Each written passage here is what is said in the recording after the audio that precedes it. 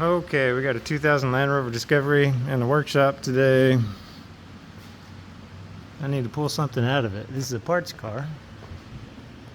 Because this, look, there's the frame. I can just stick my fingers through there.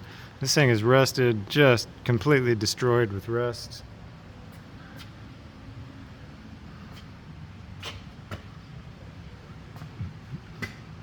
And this is not uncommon.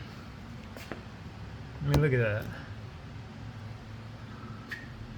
Everything is just destroyed. You know, maybe this was in a salted state. This may have been Tennessee, I don't know. But I've seen a couple of Tennessee Land Rovers looking like this. But being a 2000, or manufactured late 2000 for 2001 maybe, it's got a locking transfer case. And that's what I want.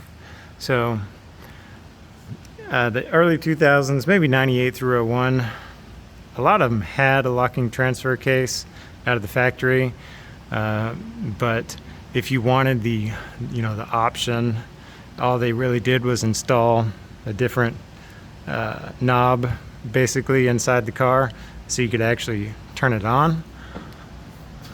So if you want to see if you've got a locker, you see that? It looks like a bolt kind of poking up in the middle right here. That's the selector shaft for the locker. We can see it here, right there. So if you're crawling under the car and you're just kind of feeling around up here, and you don't feel this little stubby shaft poking up, then you do not have a locking transfer case.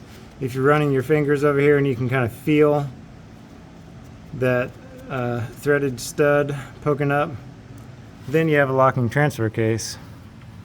So to get that to engage, you can make a linkage, you can weld a nut or a wrench on there and just turn it by hand, crawl under the car when you need it, or use like a lawnmower cable and run it to something through the floor, or just buy the factory selector. But those are like, I don't know, $300 or $500. Anyway, so what I'm gonna do is yank this thing out for another build. I'd installed an open box out of a 2003 in a Defender that I did a come and swap on, and I hadn't adjusted the drive shafts yet, stuck them back together. The front shaft fell off and the car wouldn't go anywhere. It was just spinning the yoke on the front. It wants to send power to the path of least resistance, so it would not turn the rear drive shaft.